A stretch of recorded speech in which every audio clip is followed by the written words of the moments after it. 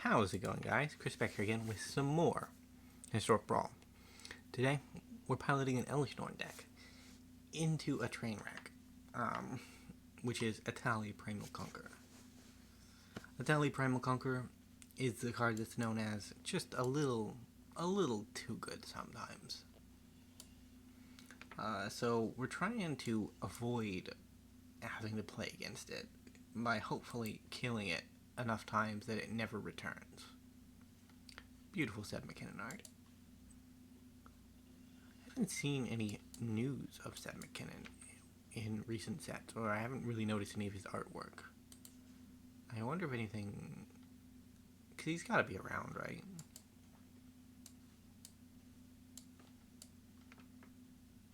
I don't know, I know Magic artists sometimes have the controversies here and there, and I hope that he was not among those that had the controversies, you know? My Soul Warden will attack for 1. I don't know how you made it in the deck. You were probably just a good 1/1 for 1 mana, and we have things that like 1/1s. How did you make it in the deck?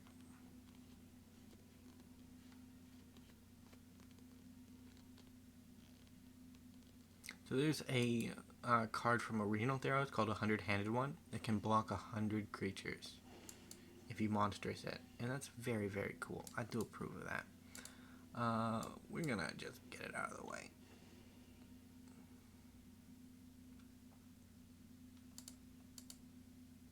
Get up to 7 mana.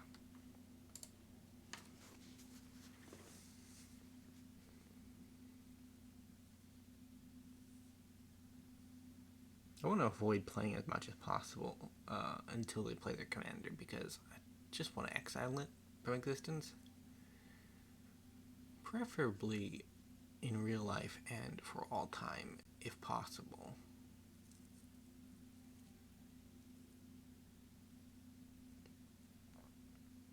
Yeah, so a little bit at the end of the last video, I talked about how standard is changing, right? And how initially I was very down on it, but now I'm starting to have some doubts about how negative it'll be. Like, I think it'll probably still be negative, but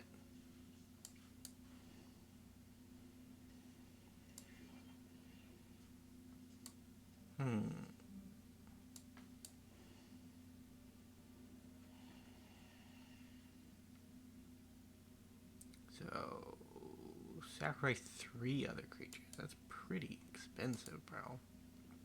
That's probably why Soul Warden is in the deck.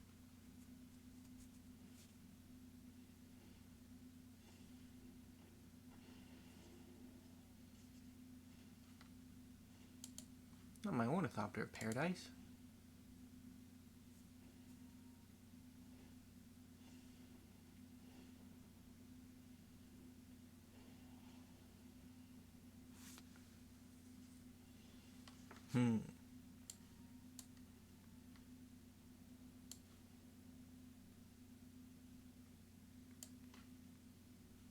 Creatures.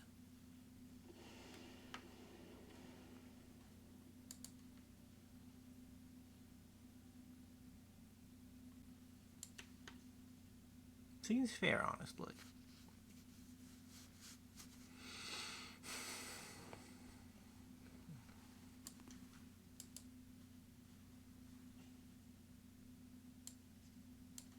We got 5 in total.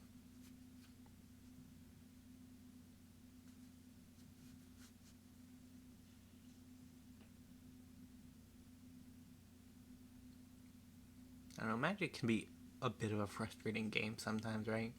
Because sometimes you just come and hope to play some Timmy Magic, where you play a bunch of creatures and everything goes fine. And then sometimes you run up against the Farewell player, and you will not be playing Timmy Magic.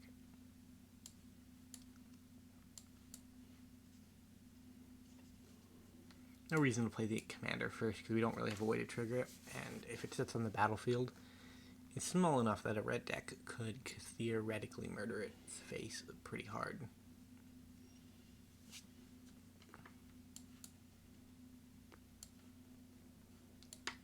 Well, I think we keep.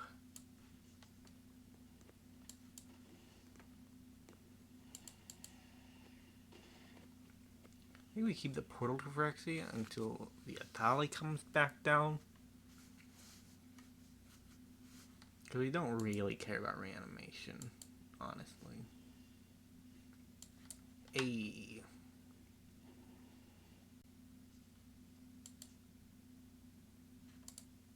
You get on the battlefield, you great land.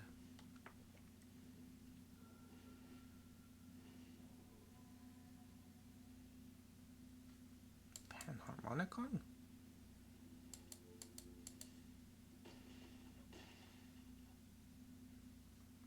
Land. Pass. Activate only at sorcery speed. I guess that makes sense. It would make more sense if you were very powerful, Elesh Norn, but you're not, so.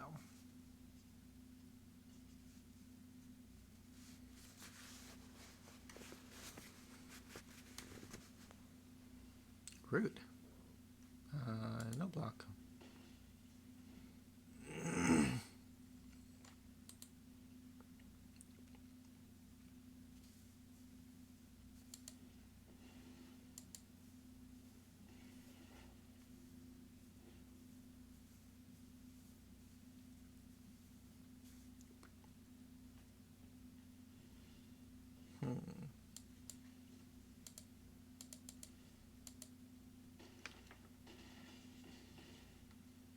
And we might as well flip an Elesh Norn.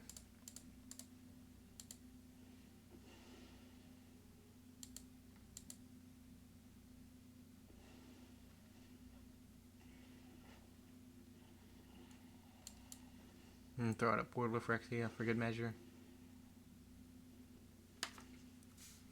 I know I said we should wait, but our opponent has not drawn their 7th land, and they need 8 to make this stuff happen.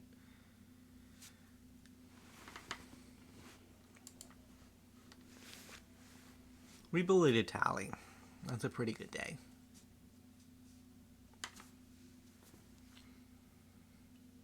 But today, I have a couple more decks from Mom that I want to get through. Not all of them ended up getting recorded, but I still want to get through them because we're going through a lot of Mom cards at the moment.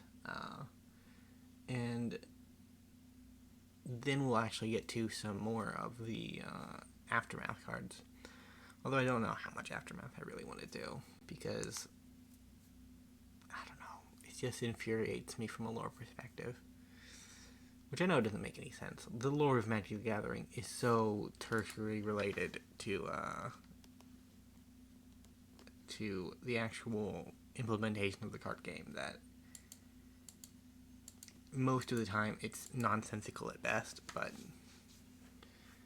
it is, I don't know, it's still something that I find interesting, right? Like, the thing that separates Wizards' 2 IPs, Magic the Gathering and Dungeons & Dragons, is that Dungeons & Dragons has a lore system that is not necessarily well thought out, because I don't really know that much about it, but I do know that it is comprehensive. It has better world building attached to it, which is a necessity because it's a game that's entirely based on world building, right? But Magic, on the other hand, its world building is pretty bad most of the time. Our opponent is taking a long time. I'm a little bit worried about him. But, yeah, the problem with it is that it's wildly inconsistent. It's a bit like original Dragon Ball, you know?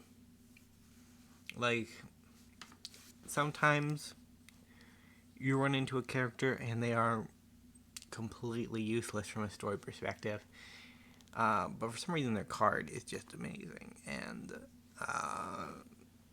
yeah, it's weird. We won another game against the Llanowar Abomination. You can tell from the sound. Yeah, well, draw.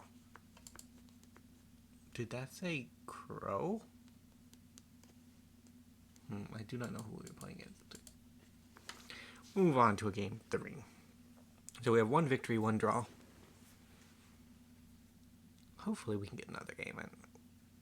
When Arena acts up, it likes to act up in bulk. It's not a very, It's not very wishy-washy in whether or not it wants to work. It's pretty ride or die in that circumstance. So the deck is it's a bit of a Panharmonicon deck. We saw that last game, or 2 games ago, right? Technically, last game. Because there was no real game. What was it? There was no real game last game because it was a draw. Let's play Farmhand, because Farmhand guarantees us a land.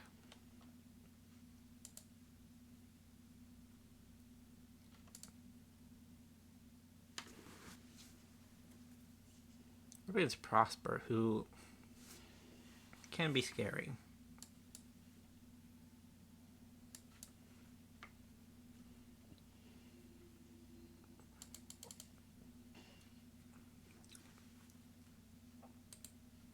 Yeah, so our plan is to play creatures that enter the battlefield and draw cards. That's the entire plan.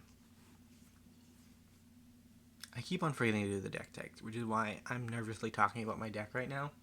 It's because I know that somebody asked for it, and, well,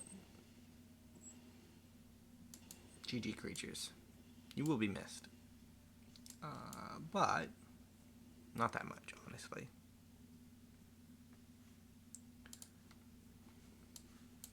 Yeah, I know that somebody asked for it, and that I have been given the opportunity to put it back in some videos, and it's like, I just keep forgetting, man. What do I want to do? I have 5 mana, which does nothing, unfortunately. I guess we incubate 2?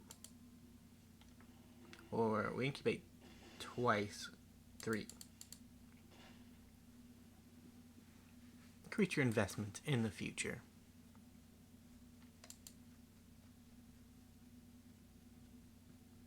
I don't know which one's more scary, opponent. This one's a 1/2. Yeah. Guess it doesn't matter which one's more scary.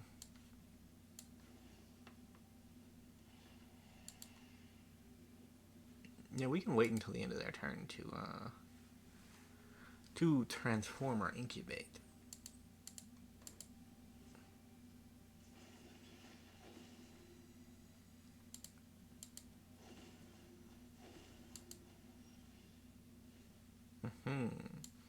Skyclave apparition?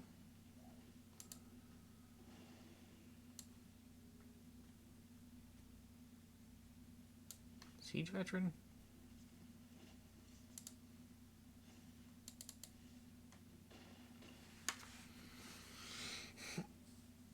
I don't know, the Elesh Norn has gone pretty well.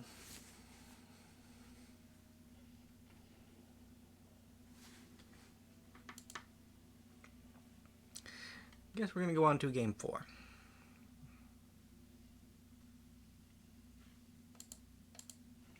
I don't know, it's one of the funnest aspects of Magic is how wildly different your games can be. Because in the other recording I did of Elesh Norn, she did not do very well. And Vorinclex, on the other hand, did very well. In Vorinclex, he kind of did meh during his voiced audition to the YouTube channel, but Elesh Norn is actually doing better than expected, which is surprising. I kind of rate her as the lowest of the Praetors. Even though she styles herself as being the one in charge, like, she's kinda meh.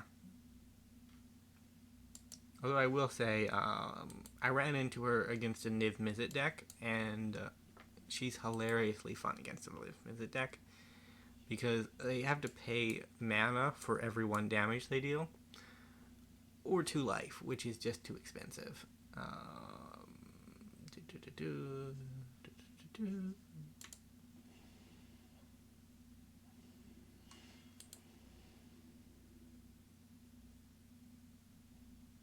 Okay, so they can't foretell Raven form from exile.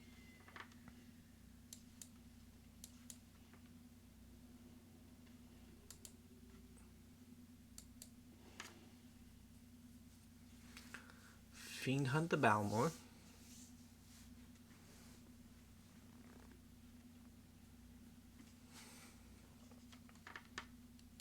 I do love Fiend Hunter. The artwork on it is just amazing. Amazing, amazing. Our opponent has given up. So these were our Elesh Norn games. Kind of short, honestly. But I don't think we can fit in another game. Either way, thank you guys so much for watching. If you did enjoy, remember to leave a like.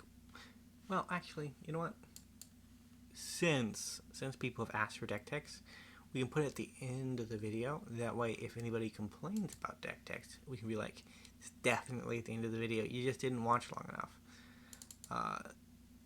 That may have given you some spoilers as to future decks, because, wow, I got a lot of them there, huh? So let's look at the, not you, Anafinza. Why are you here? Decks? I clicked too quickly. See, this is why I don't do deck text. I'd have to edit all of this out, which I probably should, but I won't, just for the comedy purposes. Not because I'm lazy, mind you. Comedy, that's right. So the deck is basically a Panharmonicon deck. We have the big Elesh Norn, we have the Panharmonicon, and then we have good enter the battlefield creatures. I didn't feel like it needed the 9 lives Solemnity lock. We are running a Invasion and then some Incubate support, but really what we're trying to do is get down a Welcoming Vampire or a Tocasia Welcome or a Panharmonicon or an Elesh Norn, Mother of Machines, and then just draw a bunch of cards off of enter the battlefield triggers. We have our dog, Spirited Companion, but we also have Inspiring Overseer, Hanged Executioner, a bunch of just value, really good enter the battlefield triggers. Our plan for ending off the game, as generally with our mono white aggro decks, is Graz, the Unstoppable Juggernaut. He's just kind of really good at it, you know? He's just kind of really good at it. God, what was I thinking about him? I was thinking something about him, but I don't remember what it was. And then we have, I don't know why Grasping Giant made the deck. I guess it's because he's exile-based removal and that's kind of a premium. Especially in some of the environments we're at. We don't really use Elesh Norn much, but having just a free Wrath on the battlefield that you can activate, generally at a timetable that you can approve of, is really nice. But either way, thank you guys so much for watching. If you did enjoy, remember to leave a like, subscribe to the channel, and I will see you next time around. Bye for now.